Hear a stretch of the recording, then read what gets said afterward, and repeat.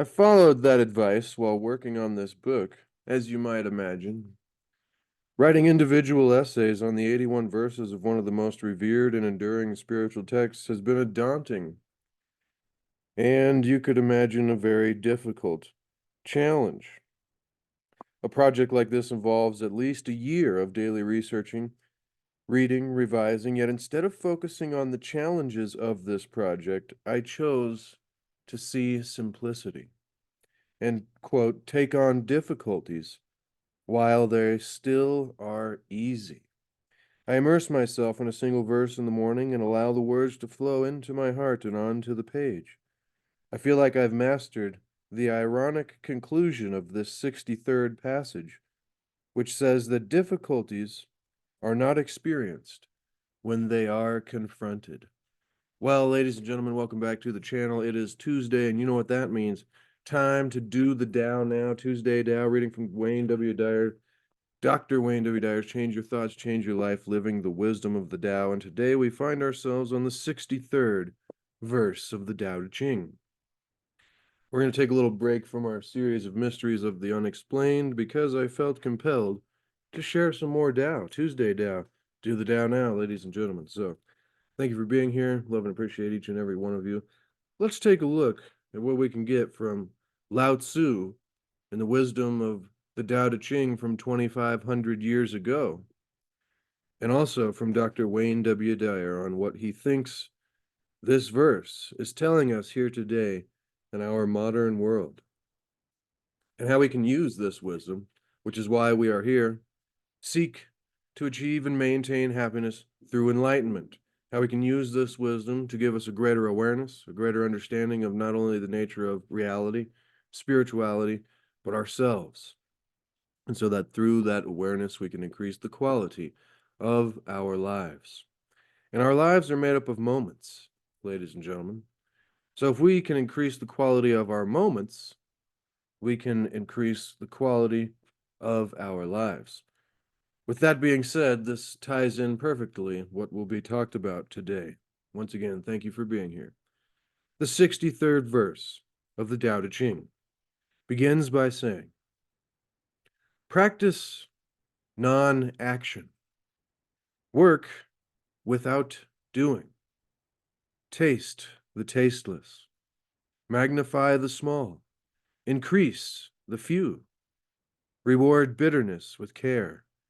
See simplicity in the complicated. Achieve greatness in little things. Take on difficulties while they are still easy.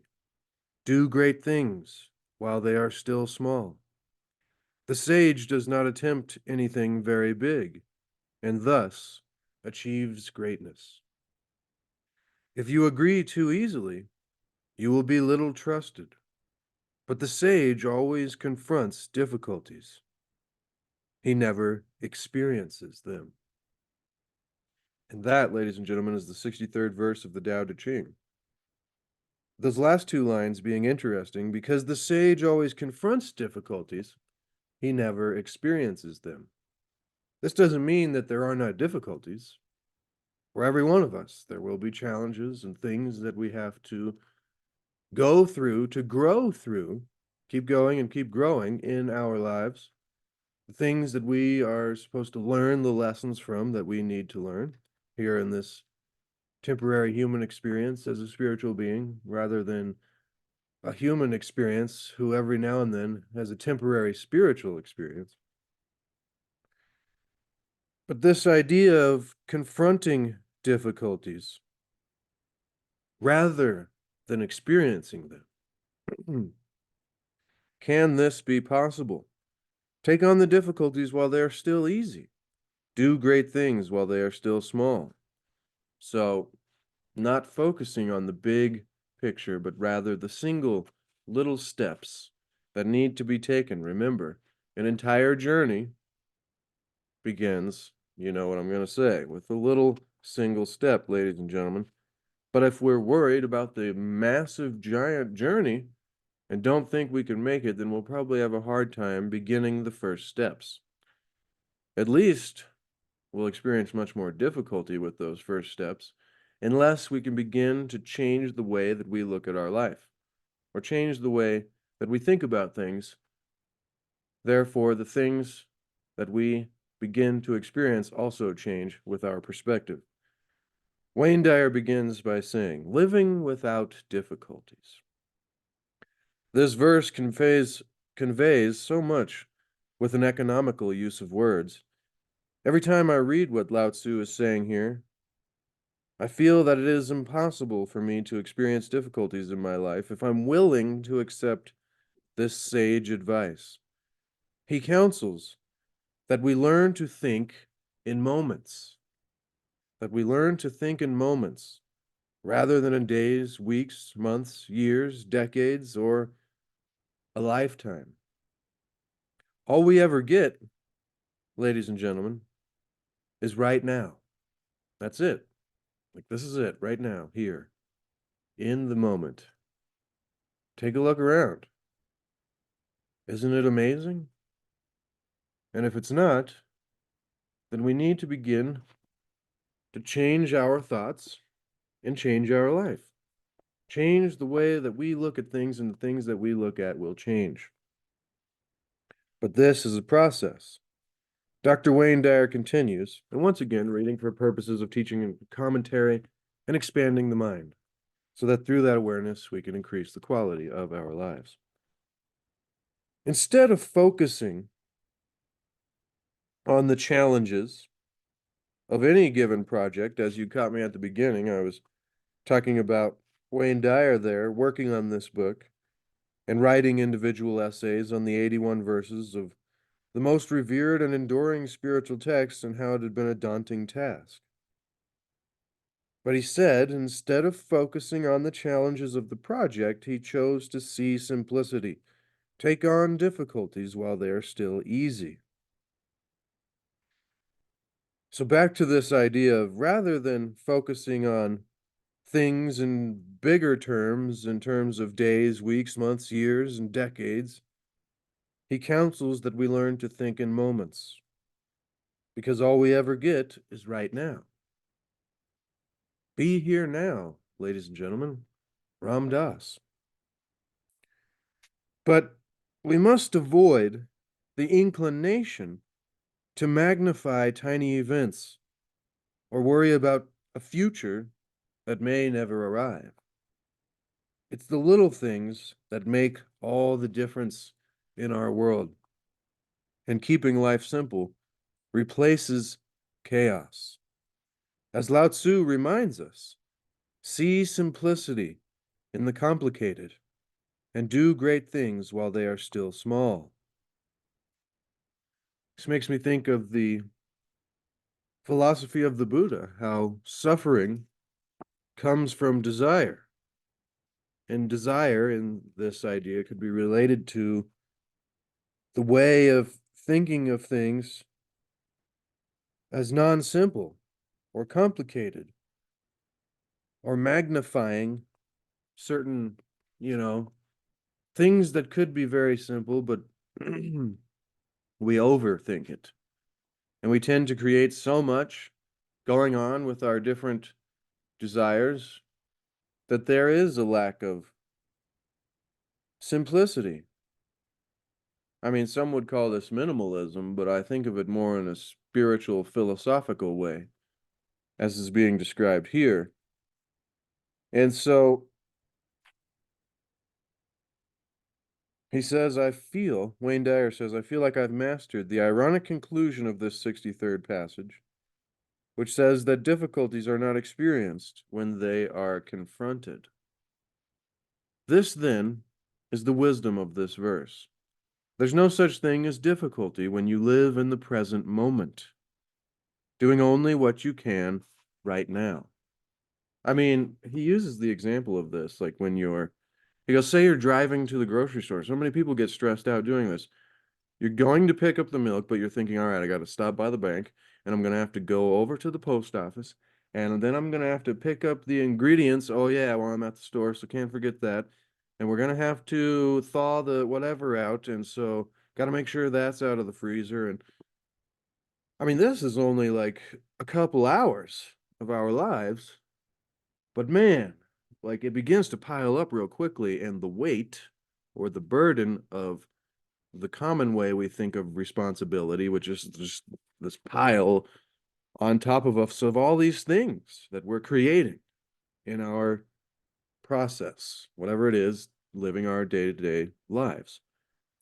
And he counsels to say you can only be doing one thing at any given time. Now, in another, he talks about those people that say, no, I can only do one thing at a time.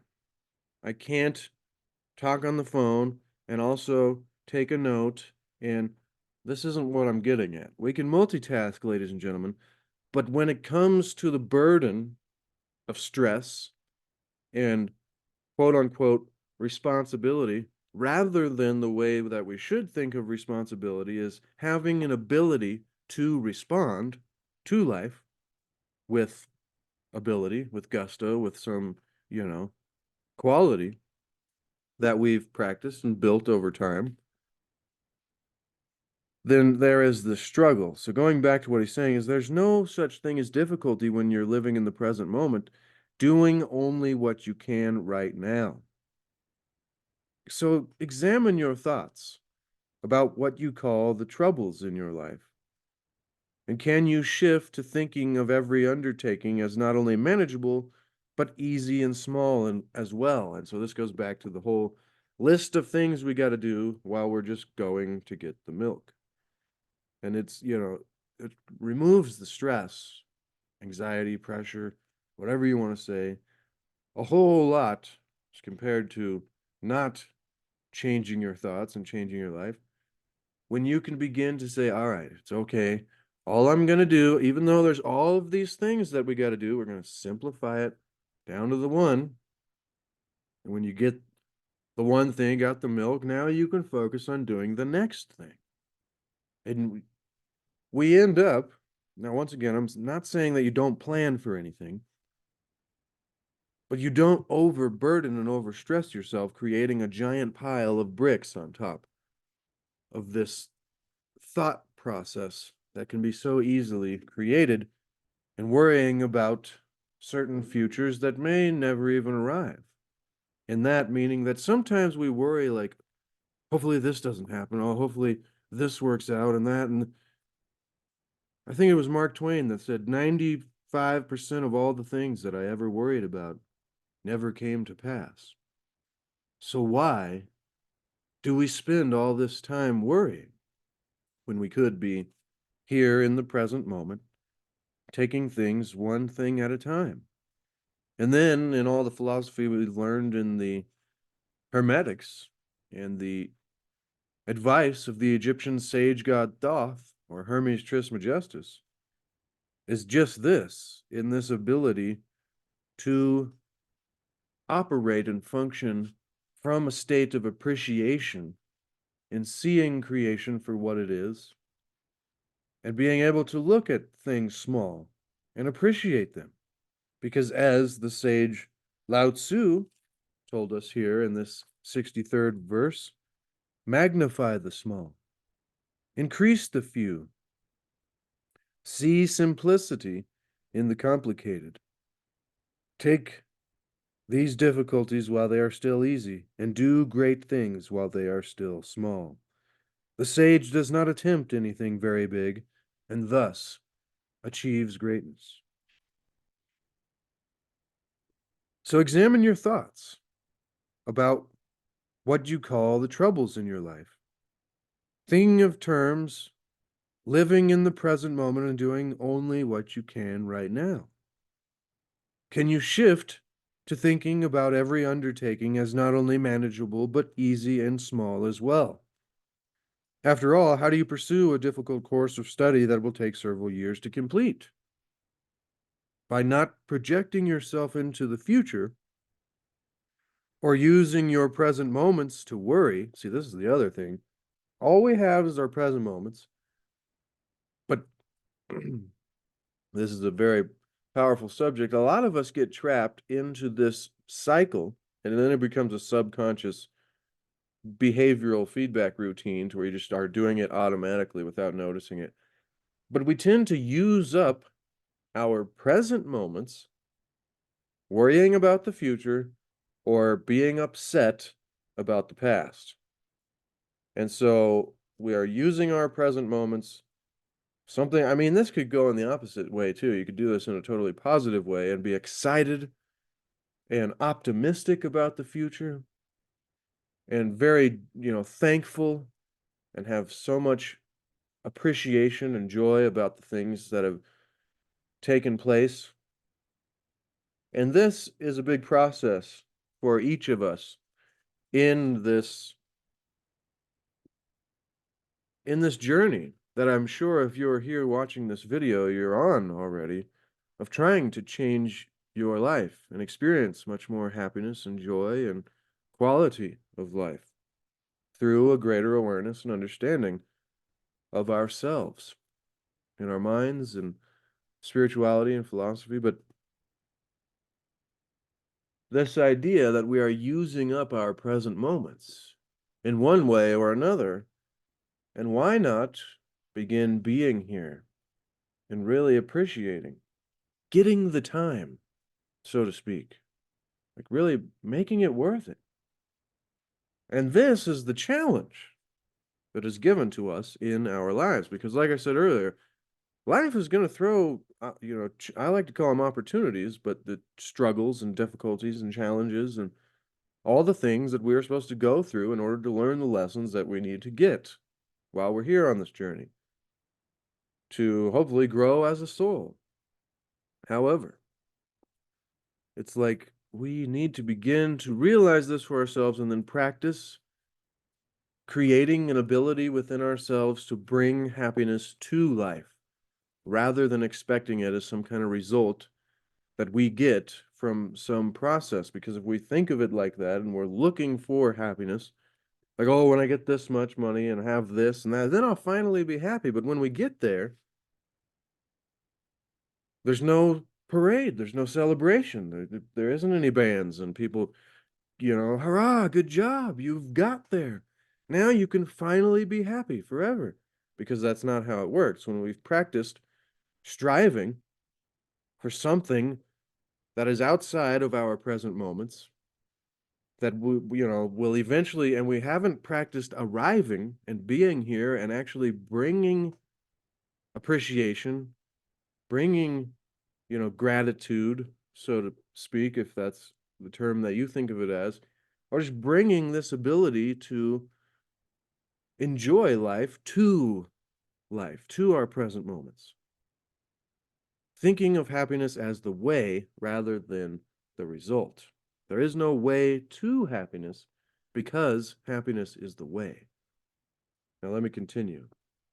I'll remind us of that here shortly when we finish up. I just wanted to do a little touch up on the Tao Te Ching, ladies and gentlemen. Maybe I needed this, or maybe you did as well. Either way, thank you for being here. I would be doing this by myself regardless, and it's always so much fun to offer an opportunity to anyone to join along in this journey of mine, of ours, learning and discovering great, what I like to call the wisdom of the ages. Let's learn together, ladies and gentlemen. So can we shift our thinking of every undertaking as not only manageable, but easy and small as well? I mean, that giant course that will take several years, several steps, whatever it be to complete, we need to look at it as the way that it really gets completed by the simple steps along the way, and by not projecting ourselves into the future or using our present moments to worry. How do we get through the long, difficult process of, an example, giving birth to a child, moment by moment, he says. This is once again reading the words of Dr. Wayne Dyer with my extrapolations, my additions, so to speak. I forget what the correct word for that is. But, once again, moment by moment, he says, I watched my wife do just that during the years that she was either pregnant or nursing, delivering 5 children in 8 years. Lao-tzu teaches If you don't attempt anything big, you will achieve greatness. Almost every morning, Dr. Wayne Dyer says, I do a 90-minute hot yoga class with 26 postures and 2 breathing exercises. Now, an hour and a half of intense activity in a room that's more than 105 degrees can seem not only big, but very, very difficult as well.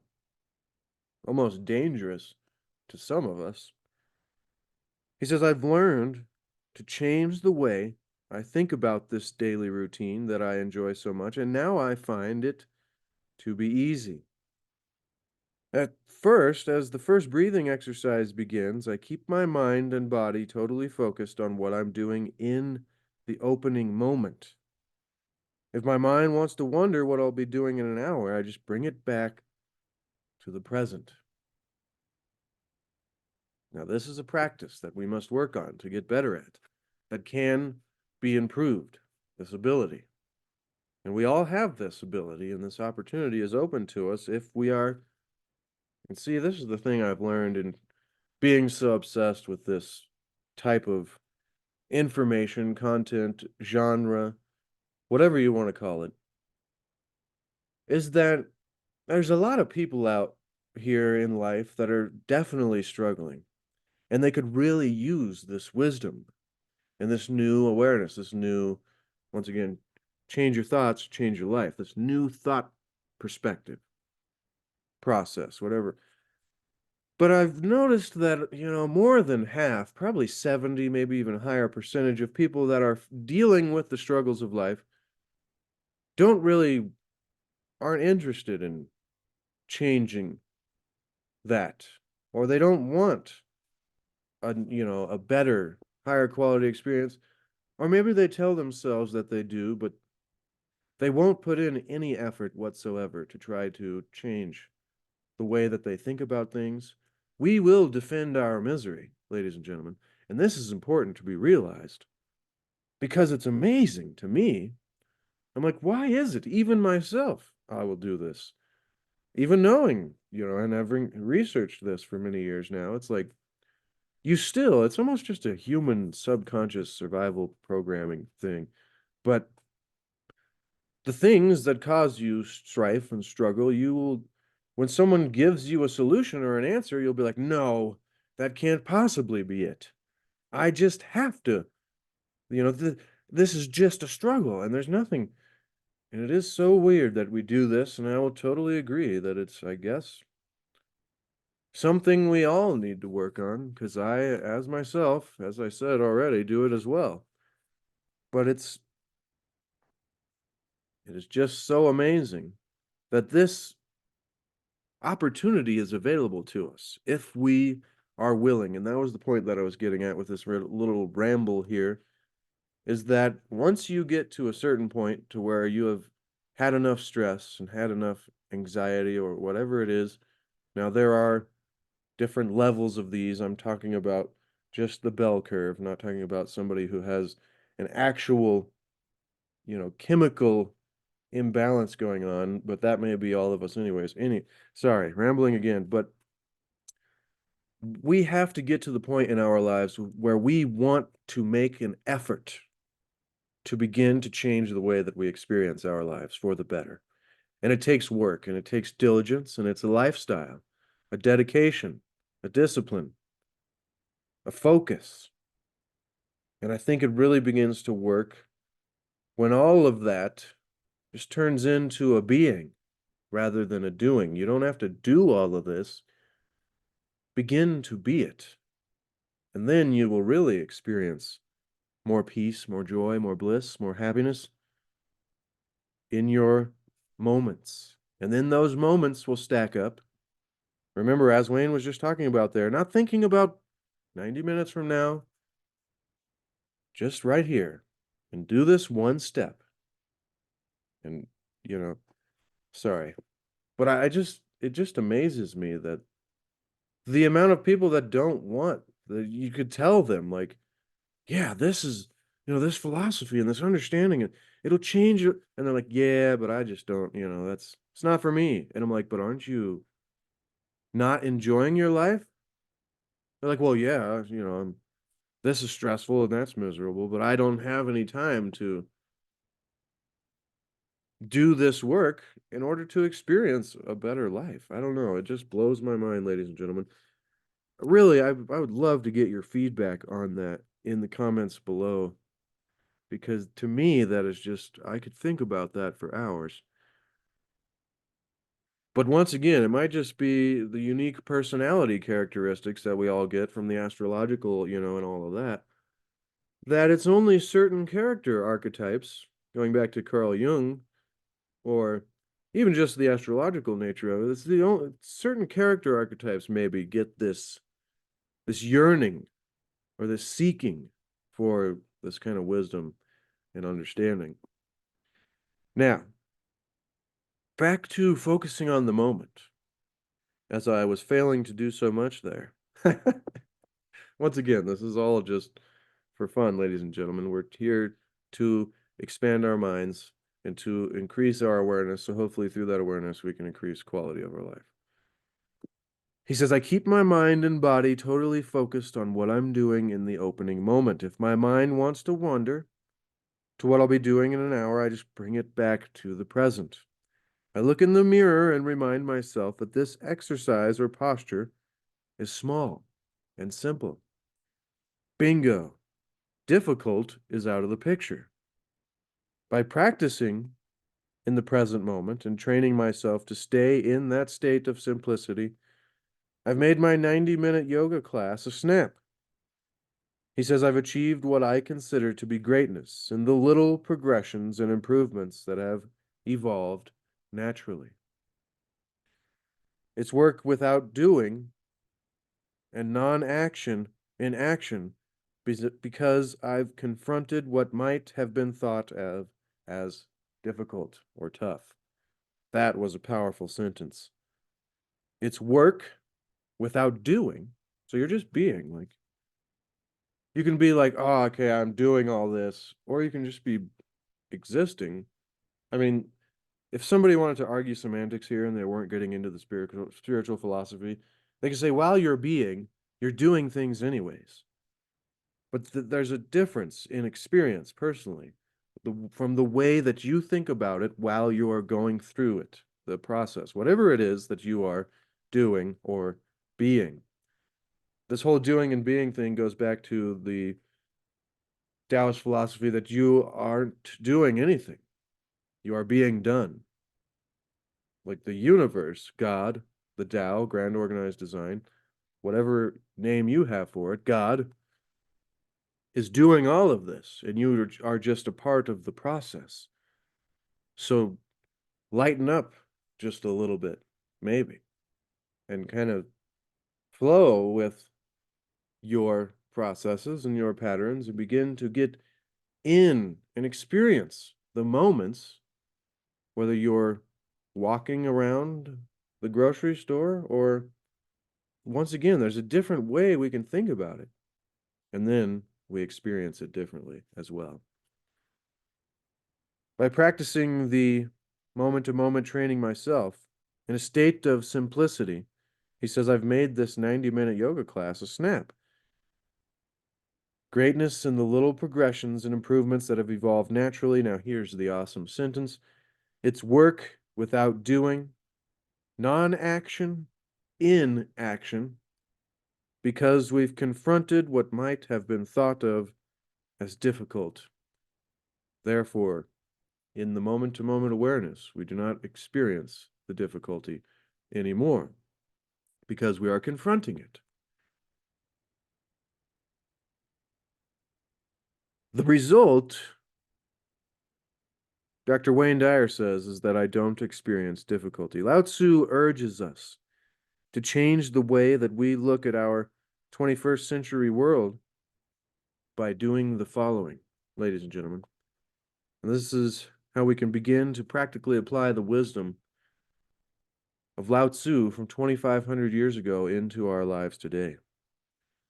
Dr. Dyer says, quote, look for the simplicity in what we call complicated by seeing that in this moment, it's not hard.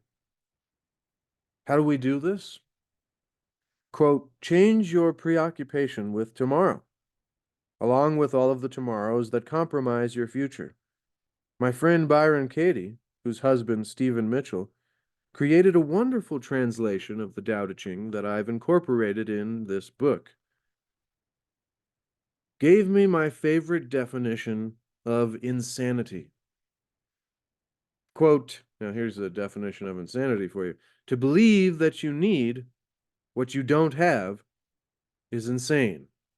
I'd add believing that you can't be content and happy now because your future appears to be difficult and is another challenge, another form of something that you may or may not have, can be another form of insanity. Looking at what you have and realize that you're obviously fine in this moment. Now, for those that are in a war zone or in a very unsafe situation, then it goes back to survival. But 80% of us here in this moment of reality on the planet shouldn't be living in 100% survival consciousness because we have the comforts that we have, at least in, a lot of, you know what I'm talking about, ladies and gentlemen. There's parts of the world where this information just isn't relevant. You don't have time for this because you're trying to survive. But for a lot of us, we have the time to sit here and read books and live our lives. And a lot of us in these states of comfort and safety and just living our lives, and we can, we're living our lives like we are in survival situations, stressed out, anxiety, worried, when it's unreasonable. As Wayne Dyer and Byron Katie, Stephen Mitchell would put it, this is insane. And so we need to begin to realize that we are obviously fine in this moment. And we need to begin appreciating what it is that we do have. A Course in Miracles states this idea so well. It says, you have no problems, though you think you have. And secondly, how we can apply this wisdom to today in our lives is, quote, think small. Change your notion of thinking big to thinking small and getting big things done. Examine whatever it is that seems so enormous that terrifies us to start, and then shift our thinking to see what can be done today in our precious present moments. That is a 3-word mantra I want you to remember and keep in your mind, ladies and gentlemen, because it's a good reminder for all of us to remember our precious present moments. You can make it a 4-word, my, your, our precious present moments, because they are so precious. Completely ignore the overall picture. So I'll read that line again. Then shift our thinking to see what can be done today in our precious present moments, completely ignoring the overall picture. Our accomplishments will magnify into greatness when we can undertake the small. And by doing so, as always, we will paradoxically see huge results. And now finally, ladies and gentlemen, why you should get this book for yourself to put it on your shelf is at the end of one of these little chapters, he gives us a do the Tao now. Do the Tao now. What can we do today? Set aside some time today and focus on the biggest challenge in your life. Now, that may even take some contemplation. I've got to the point where I'm like, wait a minute. What is the biggest challenge in my life? Probably something of a personal nature. Focus on the biggest challenge in your life. Break down whatever it is into one thing.